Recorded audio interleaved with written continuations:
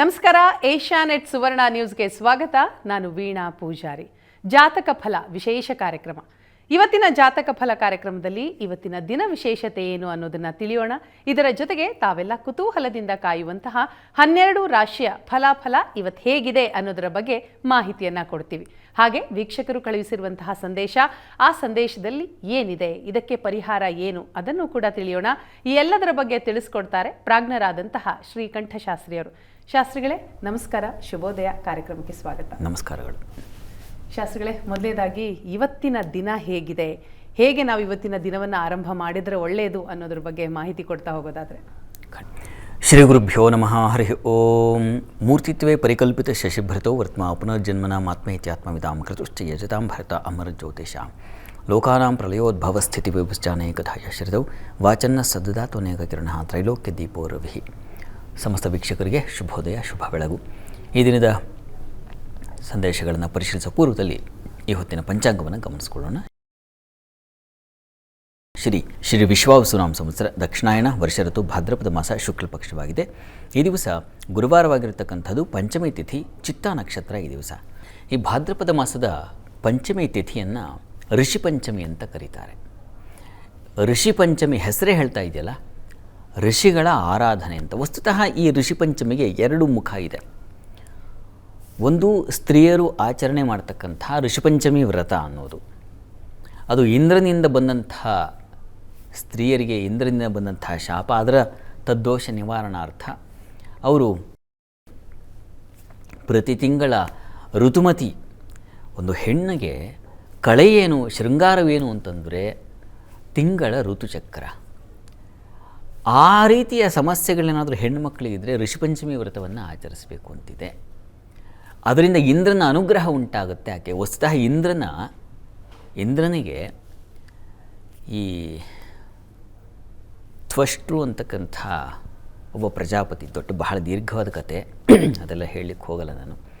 ಅಂತೂ ಇಂದ್ರನಿಗೆ ತ್ರಿಶಿರಸ್ ಅಂತಕ್ಕಂಥ ಒಬ್ಬ, ಅವನು ಈ ಬೃಹಸ್ಪತಿಯ ಸ್ಥಾನದಲ್ಲಿ ಕೂತಿದ್ದ. ತ್ರಿಶಿರಸ್ ಅಂದರೆ 3 ಮುಖಗಳು ಅಂತ.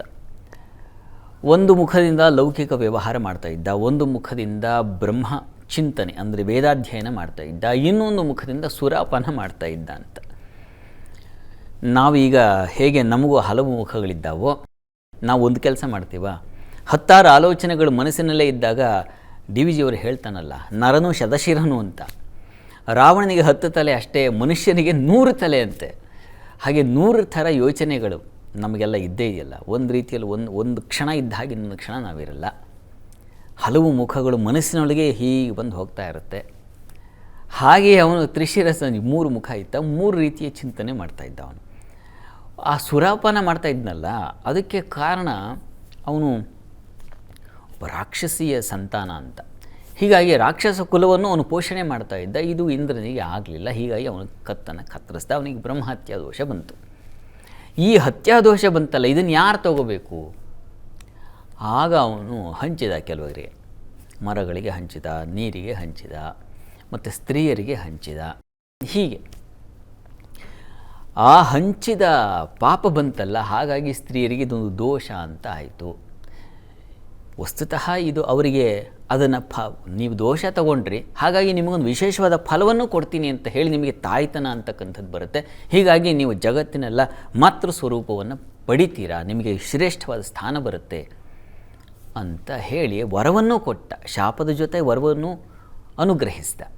ಈ ಕಾರಣದಿಂದಾಗಿ ಈ ಋಷಿಪಂಚಮಿ ಅಂತಕ್ಕಂಥದ್ದು ಹೆಣ್ಣು ಮಕ್ಕಳು ಆಚರಣೆ ಮಾಡ್ತಕ್ಕಂಥ ವ್ರತ. ಅದರಿಂದ ಇಂದ್ರನ ಕೃಪೆಯಾಗುತ್ತೆ. ತನ್ನ ಮೂಲಕ ಅವರಿಗೆ ವಿವಾಹ ಯೋಗ ಆಗಬಹುದು, ಸಂತಾನ ಫಲ ಆಗಬಹುದು. ಈ ರೀತಿಯಲ್ಲಿ ಯಾವುದು ಹೆಣ್ಣಿಗೆ ಒಂದು ಅಗತ್ಯವಾದ ಫಲ ಅಂತ ಇದೆಯೋ ಅದು ಉಂಟಾಗತ್ತೆ ಈ ವ್ರತದಿಂದ ಅಂತಕ್ಕಂಥದ್ದು ಒಂದು ದೃಷ್ಟಿಯಲ್ಲಿದೆ.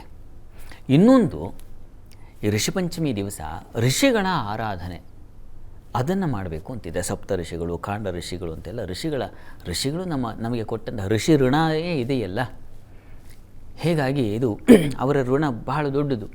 ಋಷಿಗಳು ತೋರಿದಂಥ ಮಾರ್ಗದರ್ಶನದಿಂದಾಗಿ ನಾವು ಇವತ್ತು ಪ್ರತಿ ಹಬ್ಬ ಹರಿದಿನ ಮಾಡ್ತಾಯಿದ್ದೀವಿ. ನಮ್ಮ ಪಿತೃದೇವತೆಗಳಿಗೆ ಯಾವುದೋ ಒಂದು ಸಂಸ್ಕಾರ, ಅವರ ಸ್ಮರಣೆಯನ್ನು ಮಾಡ್ತಾಯಿದ್ದೀವಿ, ಅಥವಾ ಇನ್ಯಾವುದೋ ಅನುಷ್ಠಾನದಲ್ಲಿದ್ದೀವಿ, ಅಥವಾ ನಾವು ಬದುಕ್ತಾ ಇದ್ದೀವಿ. ಹೀಗೆ ಬದುಕಬೇಕು, ಆನಂದದ ಬದುಕಿಗೆ ದಾರಿ ಏನು, ಇದೆಲ್ಲ ತೋರಿಸ್ಕೊಟ್ಟಂಥವ್ರು ಋಷಿಗಳೇ. ಎಲ್ಲವೂ ವೇದ ಮೂಲದಿಂದ ಬಂದಿದೆ. ಹೀಗಾಗಿ ಆ ವೇದಗಳನ್ನು ದರ್ಶನ ಮಾಡಿದಂಥ ಋಷಿಗಳು, ಅದರ ಮೇಲೆ ನಿಂತಿದೆ ಭಾರತೀಯ ಸಂಸ್ಕೃತಿ. ಹೀಗಾಗಿ ಇಡೀ ಭಾರತ ದೇಶವೇ ಆ ಋಷಿಗಳಿಗೆ ಋಣಿಯಾಗಿರಬೇಕು. ಪ್ರತಿಯೊಬ್ಬನ ಪ್ರಜೆಯ ಕರ್ತವ್ಯ ಇದೆ ಋಷಿ ಋಣ ತೀರಿಸ್ತಕ್ಕಂಥದ್ದು. ಹೀಗಾಗಿ ಅದರಲ್ಲಿ ಪ್ರಧಾನರನ್ನು ಆ ಸಪ್ತ ಋಷಿಗಳ ಒಂದು ಆರಾಧನೆಯನ್ನು ಮಾಡಬೇಕು ಅಂತಿದೆ. ಒಂದು ನದಿ ತೀರದಲ್ಲಿ ಆ ಕಲ್ಲಿನ ಒಂದು ಪುಟ್ಟ ಪುಟ್ಟ ಕಲ್ಲುಗಳನ್ನು ಆಯ್ಕೆ ಮಾಡಿಕೊಂಡು 7 ಕಲ್ಲುಗಳನ್ನು ಇಟ್ಟು ಅಲ್ಲಿ 7 ಋಷಿಗಳ ಆವಾಹನೆ ಮಾಡಿ 108 ಬಾರಿ ಮುಳುಗಬೇಕು ಅಂತೆಲ್ಲ ಇದೆ. ನದಿಯ ತೀರದಲ್ಲಿ ಈ ಆಚರಣೆ ಮಾಡಬೇಕು ಅಂತ. ಈ ಆಚರಣೆ ಎಲ್ಲ ಈಗ ಇಲ್ಲ, ಎಲ್ಲ ಮುರುಟಿ ಹೋಗಿದೆ, ಸರಿದಿದೆ, ಪಕ್ಕಕ್ಕೆ ಸರಿದು ಹೋಗಿಬಿಟ್ಟಿದೆ. ಹೀಗಾಗಿ ಅದರ ಸ್ಮರಣೆಯಾದ ಸಪ್ತರ್ಷಿಗಳ ಸ್ಮರಣೆಯನ್ನಾದರೂ ಮಾಡಿಕೊಳ್ಬೇಕು. ಆ ರಾತ್ರಿಯ ವೇಳೆಯಲ್ಲಿ ಕಾಣ್ತಕ್ಕಂತಹ ಸಪ್ತರ್ಷಿ ಮಂಡಲ ಯಾವುದಿದೆ ಅದನ್ನಾದರೂ ದರ್ಶನ ಮಾಡಬೇಕು. ಉತ್ತರ ದಿಕ್ಕಿನಲ್ಲಿ ಕಾಣ್ತಕ್ಕಂತಹ ಧ್ರುವ ನಕ್ಷತ್ರ, ಅದರ ಕೆಳಗೆ ಬರತಕ್ಕಂತಹ ಸಪ್ತರ್ಷಿ ಮಂಡಲ, ಇದನ್ನಾದರೂ ನಾವು ಕಣ್ತುಂಬಿಕೊಂಡು ಅವರಿಗೆ ನಮಸ್ಕಾರವನ್ನು ಸಲ್ಲಿಸಬೇಕು. ಅವರ ಋಣ ಬಹಳವಾಗಿದೆ. ಹೀಗಾಗಿ ಆ ಋಣ ಪರಿಹಾರಾರ್ಥವಾಗಿ ಆ ಋಣ ಸ್ಮರಣೆಯಿಂದ ಅವರಿಗೆ ನಮಸ್ಕಾರ ಸಲ್ಲಿಸ್ತಕ್ಕಂಥ ಆಚರಣೆ ಇದೆ. ಹಳೆಯ ಆಚರಣೆ ಈಗ ಬಿಟ್ಟೋಗಿದೆ. ಆದರೆ ಋಷಿಗಳನ್ನು ಸ್ಮರಿಸ್ಕೊಳ್ಬೇಕು ಈ ರೀತಿಯಲ್ಲಿ. ಇದು ಋಷಿ ಪಂಚಮಿ ನಮಗೆ ಸೂಚಿಸ್ತಕ್ಕಂಥ ಒಂದು ಆರಾಧನೆ, ವಿಶೇಷ ಆರಾಧನೆ. ಇದು ಈ ದಿವಸದ ಒಂದು ಮಹಿಮೆ. ತಾವೆಲ್ಲ ಈ ದಿವಸ ಸಾಧ್ಯವಾದರೆ ನಿಮಗೆ ಆ ಮೋಡ ಸ್ವಚ್ಛವಾಗಿದ್ದು ಅಲ್ಲಿ ಕಂಡ್ರೆ ಬೆಳಗ್ಗೆ ಚೆನ್ನಾಗಿ ನಕ್ಷತ್ರಗಳು ದರ್ಶನ ಆದರೆ ಈ ದಿವಸ ನೋಡಿ. ಇಲ್ಲ ಮನೆಯಲ್ಲೇ ಸಪ್ತಋಷಿಗಳನ್ನು ಸ್ಮರಣೆ ಮಾಡಿಕೊಂಡ್ರೂ ಆಗುತ್ತೆ. ನೀವು ಕೂತಲ್ಲಿ ದೇವ್ರ ಪೂಜೆ ಆದಮೇಲೆ ಸಪ್ತಋಷಿಗಳಿಗೆ ಒಂದು ನಮಸ್ಕಾರ ಸಲ್ಲಿಕೆ ಮಾಡ್ತಕ್ಕಂಥದ್ದು ಅದು ಸಾಧ್ಯವಾಗುತ್ತೆ. ಈ ರೀತಿಯಲ್ಲಿ ನಿಮ್ಮ ಪ್ರಯತ್ನ ಇರಲಿ. ಒಳ್ಳೆಯದಾಗಲಿ. ಸರಿ ಶಾಸ್ತ್ರಿಗಳೇ, ಋಷಿ ಪಂಚಮಿಯ ಮಹತ್ವ ಹಾಗೂ ಅಗತ್ಯತೆ ಎಷ್ಟು ಅನ್ನೋದನ್ನು ತಿಳಿಸ್ಕೊಟ್ರಿ. ಇನ್ನು ಕಾರ್ಯಕ್ರಮವನ್ನು ಮುಂದುವರಿಸ್ತಾ ಹೋಗೋದಾದರೆ, ಇವತ್ತಿನ ಕಾರ್ಯಕ್ರಮದಲ್ಲಿ ಹಲವಾರು ವೀಕ್ಷಕರು ತಮ್ಮ ಸಂದೇಶವನ್ನು ಕಳುಹಿಸಿದ್ದಾರೆ. ಅದರಲ್ಲಿ ಪ್ರಮುಖವಾಗಿ ಬೆಂಗಳೂರಿನಿಂದ ಗುರುಪ್ರಸಾದ್ ಅವರು ಕಳುಹಿಸಿರುವಂತಹ ಇವತ್ತಿನ ಮೊದಲ ಸಂದೇಶ. ಅವರ ಜನ್ಮ ದಿನಾಂಕ 26/11/1998, ಸಮಯ ಬೆಳಿಗ್ಗೆ 8:10.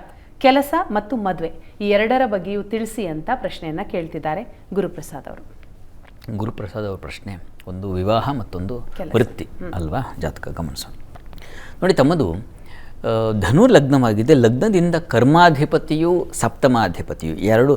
ಧನುರ್ಲಗ್ನ ಅಂದರೆ ಅದು ಸಪ್ತಮ ದಶಮ, 2 ಸ್ಥಾನ ಒಬ್ಬನೇ ತಗೋತಾನೆ, ಅದು ಬುಧ. ಆ ಬುಧ ಎಲ್ಲಿದ್ದಾನೆ ನಿಮ್ಮ ಜಾತಕದಲ್ಲಿ? ತುಂಬ ಸರಳವಾದ ಚಿಂತನೆ ಇದು. ಈಗ ಎಷ್ಟೋ ಜನರಿಗೆ ಪಾಪ ಕಾರ್ಯಕ್ರಮಕ್ಕೆ ನೀವು ಸಂದೇಶ ಹಾಕ್ತೀರಾ, ಇದರಿಂದ ಒಂದಷ್ಟು ನಂಗೆ ಅರ್ಥ ಆಗಿದೆ, ಈ ಗ್ರಹಗಳಿಂಥ ಸ್ಥಾನದಲ್ಲಿದ್ದರೆ ಇಂಥ ತೊಡಕು ಉಂಟಾಗುತ್ತೆ ಅಂತ ತಾವು ಹೇಳ್ತೀರಾ, ಅದು ನಂಗೆ ಅರ್ಥ ಆಗಿದೆ, ಈ ಥರ ಎಲ್ಲ ಹಾಕ್ತೀರಾ. ಸಂತೋಷ. ಅರ್ಥ ಮಾಡಿಕೊಂಡ್ರೆ ಅದೇನಾಗುತ್ತೆ, ಈ ಕಾಲ ಹೇಗಿದೆ ಅನ್ನೋದು ಗೊತ್ತಾಗುತ್ತೆ.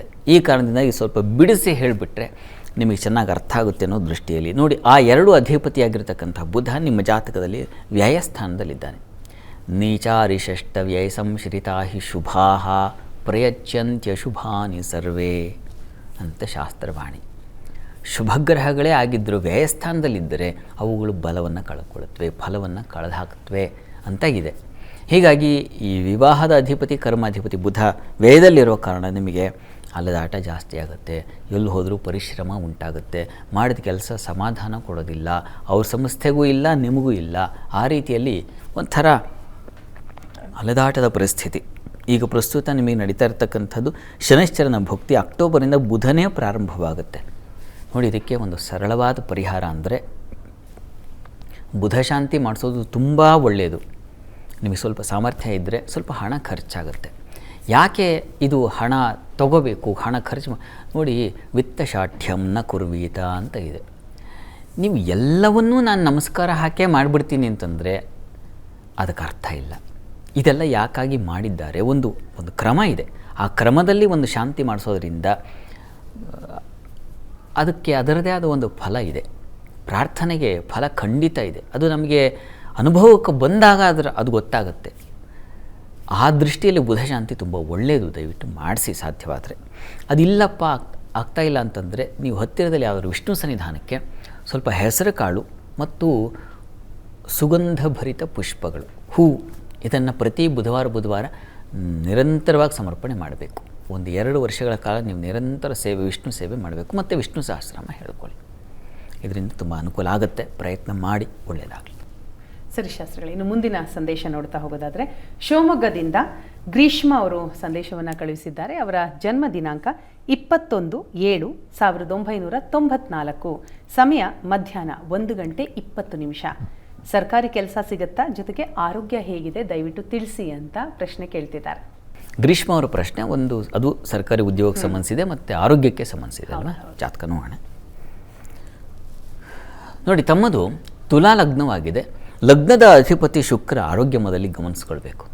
ಯಾಕೆಂದರೆ ಆರೋಗ್ಯ ಇದ್ದರೆ ಮುಂದೆ ಏನೋ ಕೆಲಸವೋ ಮತ್ತೊಂದೋ ಎಲ್ಲ ಅನುಭವಕ್ಕೆ ಬರ್ತಕ್ಕಂಥದ್ದಲ್ವ. ಲಗ್ನಾಧಿಪತಿ ನಿಮಗೆ ಶತ್ರು ಕ್ಷೇತ್ರದಲ್ಲಿದ್ದಾನೆ, ಸಿಂಹ ರಾಶಿಯಲ್ಲಿದ್ದಾನೆ. ದ್ವಿಕ್ಷೇತ್ರೇ ಅಲ್ಪಂ ಅಂತ ಶಾಸ್ತ್ರವಾಣಿ. ಒಂದೊಂದಕ್ಕೂ ಒಂದೊಂದು ಆಧಾರ ಇದೆ. ಸುಮ್ಮನೆ ಏನೋ ಬುರುಡೆ ಬಿಡ್ತಕ್ಕಂಥದ್ದಲ್ಲ ಜ್ಯೋತಿಷ, ಹಾಗಲ್ಲ. ಯಾಕೆಂದರೆ ಗ್ರಹಗಳ ಸ್ಥಾನವನ್ನು ನೋಡಿ ನಾನು ಪ್ರಾರಂಭದಲ್ಲಿ ಹೇಳಿದೆ ಋಷಿ ಋಣ ಅಂತಕ್ಕಂಥ ಆ ಋಷಿಗಳು ತೋರಿಸ್ಕೊಟ್ಟಿದ್ದಾರೆ. ವರಾಹಮಿಹಿರ ಅಂತಲೇ ಅಲ್ಲ, ಅದಕ್ಕಿಂತ ಪೂರ್ವದಲ್ಲಿ ಪರಾಶರರಿಂದ ಹಿಡಿದು ನಾನು ಹೇಳ್ತಾ ಇದ್ದೀನಿ. ಅವರೆಲ್ಲ ನಿರ್ಮಾಣ ಮಾಡಿದ್ದಕ್ಕೆ ವರಾಹಮಿಹಿರು ಒಂದು ಬೇರೆ ಸ್ವರೂಪವನ್ನು, ಫಲಸ್ವರೂಪವನ್ನು ಕೊಟ್ಟರು. ಹೀಗಾಗಿ ಇದು ಋಷಿಋಣ. ಹೀಗಾಗಿ ಅವರು ಹೇಳಿದ ವಾಕ್ಯ ಸಾಮಾನ್ಯವಾಗಿ ಸುಳ್ಳಾಗುವುದಿಲ್ಲ. ಈಗ ಎಷ್ಟೇ ವಿಜ್ಞಾನ ಮುಂದುವರಿತಾ ಇದೆ, ಎಲ್ಲ ಹೌದು, ಇದು ವಿಜ್ಞಾನವೇ. ಆ ದೃಷ್ಟಿಯಲ್ಲಿ ಈ ಜ್ಯೋತಿಷ ಈ ಹೊತ್ತಿನವರೆಗೂ ಬದುಕಿದೆ. ಯಾಕೆ ಅಂತಂದರೆ ಆ ಗ್ರಹಗಳ ಸೆಳವು ಆಗಿದೆ. ಅದು ನೋಡಿಕೊಂಡೇ ಹೇಳೋದು. ನಾವೇನೋ ಸ್ವಂತವಾಗಿ ಸೃಷ್ಟಿ ನಮಗೇನೂ ಗೊತ್ತಿಲ್ಲ ವಸ್ತುತಃ. ನಾವೆಲ್ಲ ಗ್ರಂಥಾಧ್ಯಯನ, ಗುರುಗಳ ಮಾರ್ಗದರ್ಶನ, ಇವುಗಳ ಮೇಲೆ ಒಂದಷ್ಟು ಸಂಗ್ರಹ ಮಾಡಿ ಹೀಗಿದೆ, ಹೀಗಾಗುತ್ತೆ ಅಂತ ಸೂಚಿಸೋದು. ನಮಗೆ ಆಸಕ್ತಿಯ ದುರಹಂಕಾರ ಆಗುತ್ತೆ. ಆ ಥರ ಯಾರೂ ಭಾವಿಸಬಾರ್ದು. ಈ ರೀತಿಯಲ್ಲಿ ನಿಮ್ಮ ಜಾತಕ ನೋಡಿದಾಗ ಅಲ್ಲಿ ಶಾಸ್ತ್ರದಲ್ಲಿ ಹೇಳಿಯಲ್ಲ, ಋಷಿಗಳು ಸೂಚಿಸಿದ್ದಾರೆ ದ್ವಿಕ್ಷೇತ್ರೇ ಅಲ್ಪಂ, ಸ್ವಲ್ಪ ಫಲ ಕೊಡುತ್ತಪ್ಪ ಶತ್ರು ಕ್ಷೇತ್ರದಲ್ಲಿದ್ದಾಗ ಅಂತ ಹೇಳುತ್ತೆ. ಹೀಗಾಗಿ ಈ ಸಂದರ್ಭದಲ್ಲಿ ಶುಕ್ರನಿಗೆ ಸಂಬಂಧಿಸಿರ್ತಕ್ಕಂಥ ಆರಾಧನೆ ಮಾಡಬೇಕು. ಶುಕ್ರನಿಗೆ ಲಕ್ಷ್ಮೀ ವಾ ಭೃಗುನಂದನ, ಯಕ್ಷಿ, ಲಕ್ಷ್ಮಿ ಇವುಗಳ ಆರಾಧನೆಯನ್ನು ಹೇಳಿದೆ. ಹೀಗಾಗಿ ಲಕ್ಷ್ಮೀ ಸನ್ನಿಧಾನ ಇದ್ದರೆ ಹತ್ತಿರದಲ್ಲಿ ತಾವು ಪ್ರತಿ ಶುಕ್ರವಾರ ಸ್ವಲ್ಪ ತುಪ್ಪ ಹಾಗೂ ಅವರೇ ಧಾನ್ಯ ಇವೆರಡನ್ನು ಪ್ರತಿ ಶುಕ್ರವಾರ ನೀವು 1 ವರ್ಷ ಕಾಲ ಪ್ರತಿ ಶುಕ್ರವಾರ ತಲುಪಿಸಿ ನೋಡಿ. ನಿಮ್ಮ ಆರೋಗ್ಯದಲ್ಲಿ ಒಂದು ಬಲ ಬರುತ್ತೆ. ಮತ್ತು ನಿಮ್ಮ ಕಾರ್ಯ ಕೇಳ್ತಾ ಇದ್ದೀರಲ್ಲ, ಸರ್ಕಾರಿ ನೌಕರಿಗೆ ಇಲ್ಲೇನಾಗಿದೆ ನೋಡಿ, ಕರ್ಮಸ್ಥಾನದಲ್ಲಿ ರವಿ ಇದ್ದಾನೆ, ಇಲ್ಲ ಅಂತಲ್ಲ, ಅವನಿಗೆ ಬಲವೂ ಇದೆ, ಸಂಶಯ ಇಲ್ಲ ಅದರಲ್ಲಿ. ಪ್ರಯತ್ನ ಆದರೆ ನಿಮಗೆ ನಡೀತಾ ಇರತಕ್ಕಂತಹ ಭಕ್ತಿ ಕಾಲ ಇದೆಯಲ್ಲ, ಅದು ನಿಮಗೆ ವೀಕ್ ಆಗಿದೆ. ಇದು ಕಾರಣದಿಂದಾಗಿ ಈಗ ಬುಧನ ಕಾಲ ನಡೀತಾ ಇದೆ ನಿಮಗೆ ಅಕ್ಟೋಬರ್ವರೆಗೆ. ಆಮೇಲೆ ಕೇತು ಶುಕ್ರ ಬ್ಯಾಕ್ ಟು ಬ್ಯಾಕ್ ಶುರುವಾಗುತ್ತೆ. ವ್ಯಯಾಧಿಪತಿ ಬುಧ ಅವನು ಭಾಗ್ಯಸ್ಥಾನದಲ್ಲಿದ್ದಾನೆ ಸ್ವಕ್ಷೇತ್ರದಲ್ಲಿ. ಅದರ ಕಾಲ ಮುಗಿದು ಹೋಗ್ತಾ ಇದೆ. ಎಷ್ಟೆಲ್ಲ ಆಗಬೇಕಾಗಿತ್ತು ಅದು ಆಗ್ತಾ ಇಲ್ಲ. ಹೀಗಾಗಿ ಸ್ವಲ್ಪ ಬಲ ಕಡಿಮೆ ಇದೆ. ಆದರೆ ಆರೋಗ್ಯ ದೃಷ್ಟಿಯಿಂದ ನೀವು ಈ ಒಂದು ಪರಿಹಾರ ದಯವಿಟ್ಟು ಮಾಡಿಸಿ, ಅದು ನಿಮಗೆ ಅನುಕೂಲ ಮಾಡಿಕೊಡುತ್ತೆ. ಈಗ ತಾವೆಲ್ಲ ಕುತೂಹಲದಿಂದ ಕಾಯ್ತಾ ಇರುವ 12 ರಾಶಿಯ ಫಲಾಫಲ ಹೇಗಿದೆ ಅನ್ನೋದನ್ನ ತಿಳಿಯೋಣ. ಶಾಸ್ತ್ರಿಗಳೇ, ಮೊದಲ 6 ರಾಶಿಯ ಬಗ್ಗೆ ವೀಕ್ಷಕರಿಗೆ ತಿಳಿಸ್ಕೊಡೋದಾದ್ರೆ.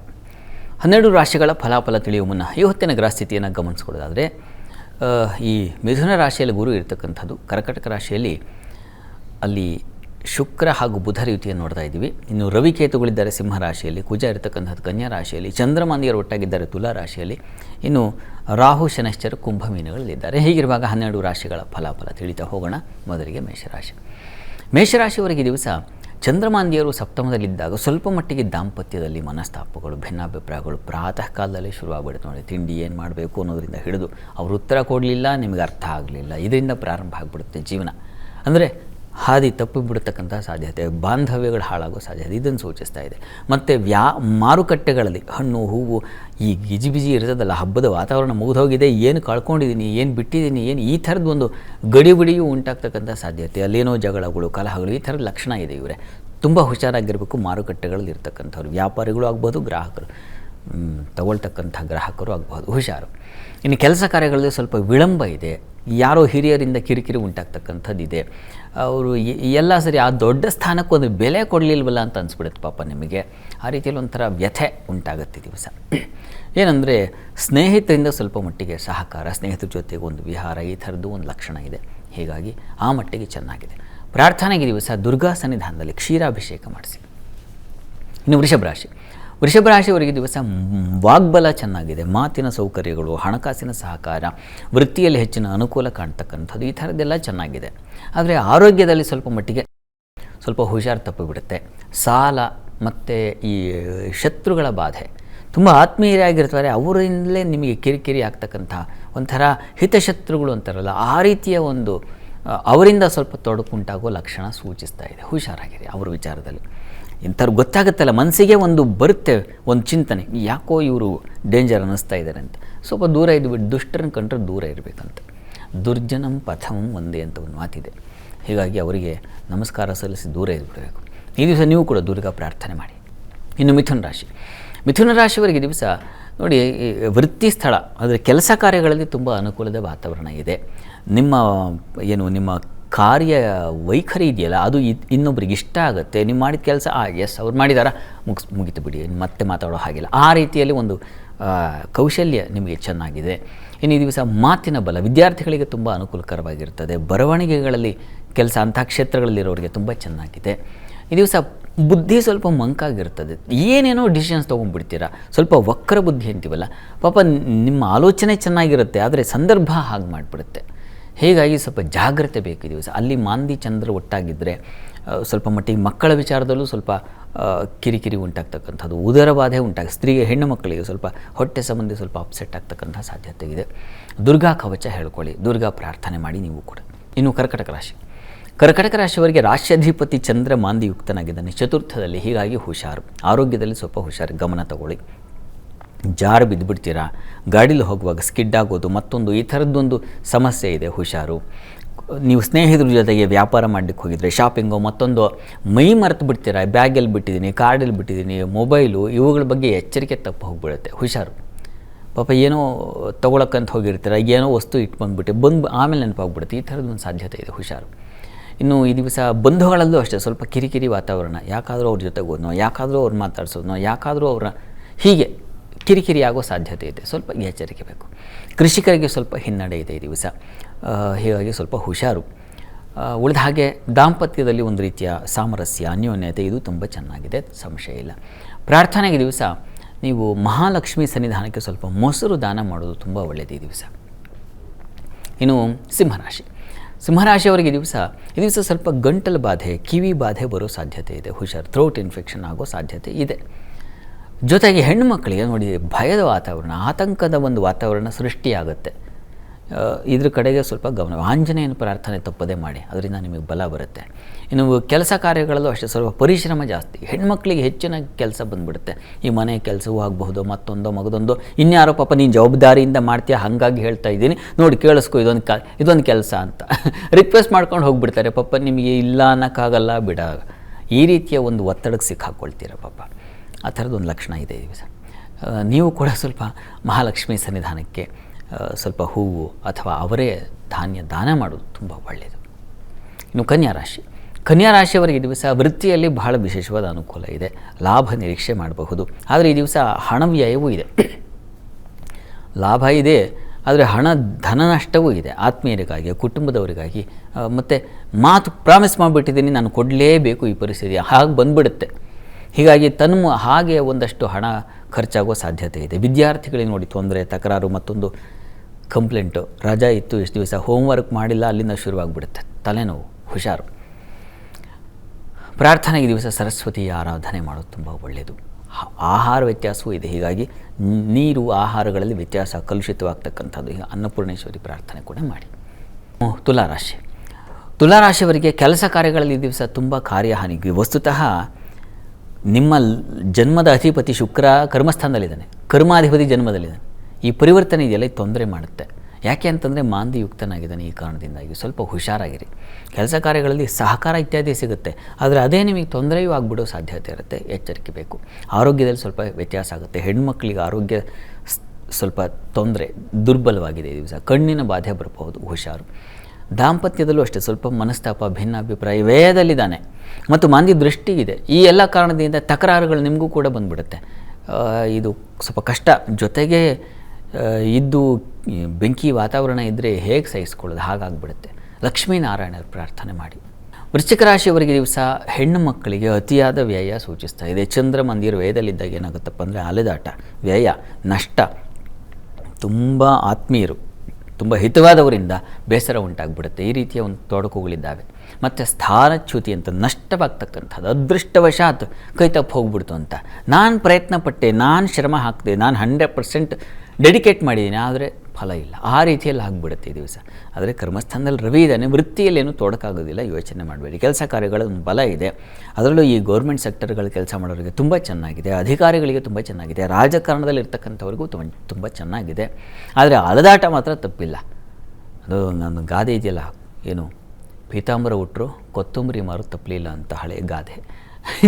ಹಾಗಾಗತ್ತೆ ಪರಿಸ್ಥಿತಿ. ಎಲ್ಲ ಇದೆಯಪ್ಪ, ಆದರೆ ಏನೂ ನಯ ಪೈಸೆ ಅನುಭವಕ್ಕೆ ಬರಲಿಲ್ಲ ಅನ್ನೋ ಥರ ಆಗ್ಬಿಡುತ್ತೆ ಪಾಪ. ಈ ದಿವಸ ಅದಕ್ಕೇನಪ್ಪ ಪ್ರಾರ್ಥನೆ, ನೀವು ಕೂಡ ದುರ್ಗಾ ಸನ್ನಿಧಾನದಲ್ಲಿ ಒಂದು ಅಭಿಷೇಕ ಪಂಚಾಮೃತ ಸೇವೆ ಮಾಡಿಸಿ. ಧನುರಾಶಿಯವರಿಗೆ ನೋಡಿ, ವೃತ್ತಿಯ ಅಧಿಪತಿಯಾಗಿರ್ತಕ್ಕಂಥ ಬುಧ ಅಷ್ಟಮದಲ್ಲಿದ್ದಾನೆ. ಇನ್ನು ಶನಿವಾರದವರೆಗೆ ಸ್ವಲ್ಪ ಕಿರಿಕಿರಿ ಇದೆ ರೀ, ಆಮೇಲೆ ಸ್ವಲ್ಪ ನಿಮಗೆ ಸ್ವಲ್ಪ ಪರಿಹಾರಕ್ಕೆ ಬರ್ತೀರಾ. ಅಲ್ಲಿವರೆಗೂ ಕೆಲಸ ಕಾರ್ಯಗಳು ಸ್ವಲ್ಪ ಎಚ್ಚರಿಕೆ ಬೇಕು. ಈಗ ಮಾಂದಿ ಚಂದ್ರ ಲಾಭದಲ್ಲಿರೋದು ಒಳ್ಳೆಯದೇ ಒಂಥರ. ಈ ಕ್ಷೀರ ಮತ್ತು ನೀರು, ಕೃಷಿ ಇಂಥ ಕ್ಷೇತ್ರಗಳಲ್ಲಿರೋರಿಗೆ ಲಾಭ ಇದೆ. ಹೆಣ್ಣುಮಕ್ಕಳಿಗೆ ಹಿರಿಯರಿಂದ ಸಲಹೆ ಸಿಗುತ್ತೆ ಈ ದಿವಸ. ಒಳ್ಳೆಯ ಉತ್ತಮ ಸಲಹೆ, ಪ್ರಾಮಾಣಿಕವಾಗಿ ಹೇಳ್ತಾ ಇದ್ದೀನಿ ಕೇಳಿಸ್ಕೋ ಅಂತ ಒಳ್ಳೆಯ ಮಾತನ್ನು ಹೇಳ್ತಾರೆ, ಒಳ್ಳೆಯ ಮಾರ್ಗ ಮಾಡ್ತಾರೆ. ಆ ರೀತಿಯಲ್ಲಿ ಒಂದು ರೀತಿಯ ಅನುಕೂಲ ಕಾಣ್ತಾ ಇದೆ. ಇನ್ನು ಸ್ನೇಹಿತರಿಂದ ಸಹಕಾರ, ದಾಂಪತ್ಯದಲ್ಲಿ ಅನುರಾಗ, ಸಾಮರಸ್ಯ ಇದೆಲ್ಲ ತುಂಬ ಚೆನ್ನಾಗಿದೆ. ಅದೃಷ್ಟ ಚೆನ್ನಾಗಿದೆ. ಪ್ರಾರ್ಥನೆಗೆ ಈ ದಿವಸ ಇಷ್ಟ ದೇವತಾ ಆರಾಧನೆ ಮಾಡಿ. ಇನ್ನು ಮಕರ ರಾಶಿಯವರಿಗೆ ವೃತ್ತಿಯಲ್ಲಿ ದಿವಸ ತುಂಬ ಕಿರಿಕಿರಿ ಇರ್ತದೆ. ಅದರಲ್ಲೂ ಹೆಣ್ಣು ಮಕ್ಕಳಿಗೆ ಪಾಪ ಈ ಕೆಲಸ ಮಾಡಲಿಕ್ಕಾಗಲ್ಲ, ಕೂರ್ಲಿಕ್ಕಾಗಲ್ಲ. ಆ ರೀತಿಯ ಒಂದು ವಾತಾವರಣ ನಿರ್ಮಾಣ ಆಗುತ್ತೆ. ಬಹಳ ಎಚ್ಚರಿಕೆಯಿಂದ ಇರಬೇಕು. ನೀವು ಕೆಲಸ ಮಾಡಿರ್ತೀರ, ಆದರೂ ಮತ್ತೆ ಬೊಟ್ಟು ಮಾಡಿ ತೋರಿಸ್ತಾರೆ, ಇದು ತಪ್ಪು ಮಾಡಿದೆ ನೋಡಿ, ಇದು ತಪ್ಪಾಗಿದೆ. ಒಂದು ಸಣ್ಣದು ಕೂಡ ದೊಡ್ಡದಾಗಿ ಕಾಣ್ಬಿಡುತ್ತೆ ಈ ದಿವಸ. ಆ ರೀತಿಯಲ್ಲಿ ತೊಡಕಿದೆ. ದಾಂಪತ್ಯದಲ್ಲೂ ಅಷ್ಟೇ ಸ್ವಲ್ಪ ಮನಸ್ತಾಪ, ಭಿನ್ನಾಭಿಪ್ರಾಯಗಳನ್ನು ಸೂಚಿಸ್ತಾ ಇದೆ ಈ ದಿವಸ. ಸ್ವಲ್ಪ ಜಾಗ್ರತೆಯಿಂದ ನಾಜೂಕಾಗಿರಬೇಕಾಗುತ್ತೆ ಈ ದಿವಸ. ಇನ್ನು ಉಳಿದ ಹಾಗೆ ಆಹಾರ ವ್ಯತ್ಯಾಸ ಇದೆ ಈ ದಿವಸ. ಸ್ವಲ್ಪ ಮಟ್ಟಿಗೆ ಸ್ವಲ್ಪ ಮಿಶ್ರವಾಗಿದೆ ಈ ದಿವಸ. ಸ್ವಲ್ಪ ಫಲ ಇಲ್ಲ ಅಂತಲ್ಲ, ಅಲ್ಲಿ ಬುಧ ಶುಕ್ರ ಎಲ್ಲ ಸಪ್ತಮದಲ್ಲಿರ್ತಕ್ಕಂಥದ್ದು ಒಳ್ಳೆ ಜಾಣ್ಮೆ ಎಲ್ಲ ಇದೆ, ಆದರೆ ಪ್ರಯೋಜನಕ್ಕೆ ಬರೋದಿಲ್ಲ. ಆ ರೀತಿಯಲ್ಲಿ ಆಗುತ್ತೆ ಈ ದಿವಸ. ವಿಷ್ಣು ಸಹಸ್ರನಾಮ ಹೇಳ್ಕೊಳ್ಳಿ, ಅನುಕೂಲ ಆಗುತ್ತೆ. ಇನ್ನು ಕುಂಭರಾಶಿಯವರಿಗೆ ಈ ದಿವಸ ನೋಡಿ, ಭಾಗ್ಯಸ್ಥಾನದಲ್ಲಿ ಚಂದ್ರಮಾಂದಿ ಉದಯ ಆದಾಗ ತಾಯಿ ತಂದೆ ಮಕ್ಕಳಲ್ಲಿ ಭಿನ್ನಾಭಿಪ್ರಾಯಗಳು ಬರುತ್ತೆ. ಮನೆ ಸೇರೋದಿಲ್ಲ ಅಂತಕ್ಕಂಥ ಒಂದು ಆರೋಪ ಬಂದ್ಬಿಡುತ್ತೆ. ಆದರೆ ಬುದ್ಧಿ ಚುರುಕಾಗಿದೆ. ಸ್ವಲ್ಪ ಮಟ್ಟಿಗೆ ಆರೋಗ್ಯ ಕ್ಷೀಣ ಉಂಟಾಗುತ್ತೆ. ಮಿಶ್ರವಾಗಿದೆ, ಸ್ವಲ್ಪ ಒಳ್ಳೆಯದು ಅಂತ ಅನಿಸುತ್ತೆ, ಆಮೇಲೆ ಹಾಗೆ ಡೌನ್ ಆಗುತ್ತೆ. ಆ ರೀತಿಯಲ್ಲಿ ಇದೆ ಈ ದಿವಸ. ಮಿಶ್ರ ಫಲ ಈ ದಿವಸ. ದಾಂಪತ್ಯದಲ್ಲಿ ಅನುರಾಗ, ಸಾಮರಸ್ಯ, ಸಹಕಾರ ಸಿಗ್ತಕ್ಕಂಥದ್ದು ಈ ಥರದ್ದೆಲ್ಲ ಚೆನ್ನಾಗಿದೆ. ಔಷಧ ಕ್ಷೇತ್ರಗಳಲ್ಲಿರ್ತಕ್ಕಂಥವ್ರು, ಮೆಡಿಕಲ್ ಫೀಲ್ಡಲ್ಲಿರ್ತಕ್ಕಂಥವ್ರಿಗೆ ತುಂಬ ಚೆನ್ನಾಗಿದೆ. ಕನ್ಸ್ಟ್ರಕ್ಷನ್ ಫೀಲ್ಡಲ್ಲಿರ್ತಕ್ಕಂಥವ್ರಿಗೆ ತುಂಬ ಚೆನ್ನಾಗಿದೆ. ಹೀಗೆ ಕೆಲವೆಲ್ಲ ಒಳ್ಳೆಯ ಫಲಗಳಿದ್ದಾವೆ. ಆದರೆ ಸ್ವಲ್ಪ ಮಟ್ಟಿಗೆ ಈ ಕುಟುಂಬ ಸಮಸ್ಯೆ ನಿವಾರಣೆಗೆ ಈ ದಿವಸ ಸುಬ್ರಹ್ಮಣ್ಯ ಪ್ರಾರ್ಥನೆ ಮಾಡಿಕೊಳ್ಳಿ. ಇನ್ನು ಮೀನರಾಶಿಯವರಿಗೆ ಈ ದಿವಸ ನಷ್ಟ ಫಲ ಇದೆ. ಚಂದ್ರಮಾಂದಿ ಒಟ್ಟಾಗಿದ್ದಾಗ ನೋಡಿ, ದುಃಖ, ವ್ಯಥೆ, ನೋವು, ಕಷ್ಟ, ಸಂಕಟ ಈ ಪಟ್ಟಿ ಮಾಡ್ತಾ ಹೋದರೆ ಪರ್ಯಾಯ ಪದಗಳು ಹಲವು ಸಿಗುತ್ತೆ. ಆ ರೀತಿಯಲ್ಲಿ ಏನು ಫಲ ಅಂದರೆ ಒಟ್ಟು ಒಂದೇ ದುಃಖದ ವಾತಾವರಣ. ಸ್ವಲ್ಪ ಮಟ್ಟಿಗೆ ಮನಸ್ಸಿಗೆ ಬೇಸರ ಆಗುತ್ತೆ. ಮಕ್ಕಳಿಂದ ಸ್ವಲ್ಪ ಕಿರಿಕಿರಿ ಆಗುತ್ತೆ. ಮಕ್ಕಳ ವರ್ತನೆ, ಅವ್ರಿಗೆ ಪಾಪ ಯಾವುದೋ ಒಂದು ಪಾಡು ಬಂದುಬಿಡುತ್ತಲ್ಲ, ಅದು ನಿಮಗೆ ತಾಯಂದರಿಗೆ ಮಕ್ಕಳ ಸಂಕಟ ಸಿಕ್ಕಾಕೊಂಡ್ಬಿಟ್ರೆ ಅವ್ರಿಗೂ ಸಂಕಟದಲ್ಲಿದ್ದರೂ ಅಷ್ಟು ನೋವಾಗಲ್ಲ, ಅಷ್ಟು ನೋವಾಗ್ಬಿಡುತ್ತೆ. ಆ ರೀತಿಯ ಒಂದು ತೊಡಕನ್ನು ಸೂಚಿಸ್ತಾ ಇದೆ ಈ ದಿವಸ. ಹುಷಾರು. ವಸ್ತು ನಷ್ಟತೆ ಇದೆ. ಸ್ತ್ರೀಯರಿಗೆ ಬಹಳ ಎಚ್ಚರವಾಗಿರಿ. ನೀವು ಪ್ರಯಾಣ ಮತ್ತೊಂದು ಇರುವಾಗ ಸ್ವಲ್ಪ ಹುಷಾರು. ಸ್ನೇಹಿತರ ಸಹಕಾರ ತುಂಬ ಚೆನ್ನಾಗಿದೆ. ವೃತ್ತಿಯಲ್ಲಿ ಅನುಕೂಲ ತುಂಬ ಚೆನ್ನಾಗಿದೆ. ಇದೊಂದು ಬಲ ತುಂಬ ಚೆನ್ನಾಗಿದೆ. ಹೀಗಾಗಿ ಪ್ರಾರ್ಥನೆಗೆ ಲಲಿತಾ ಸಹಸ್ರನಾಮ ಹೇಳ್ಕೊಳ್ಳಿ, ತುಂಬ ಅನುಕೂಲ ಆಗುತ್ತೆ.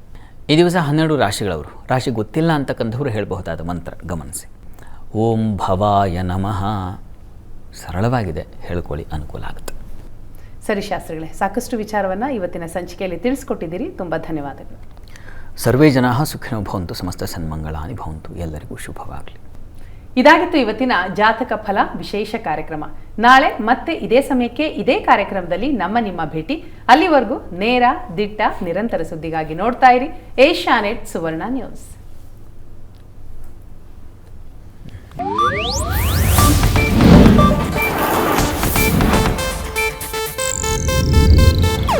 ಇದು ಏಷ್ಯಾನೆಟ್ ನ್ಯೂಸ್ ನೆಟ್ವರ್ಕ್ ಪ್ರಸ್ತುತಿ.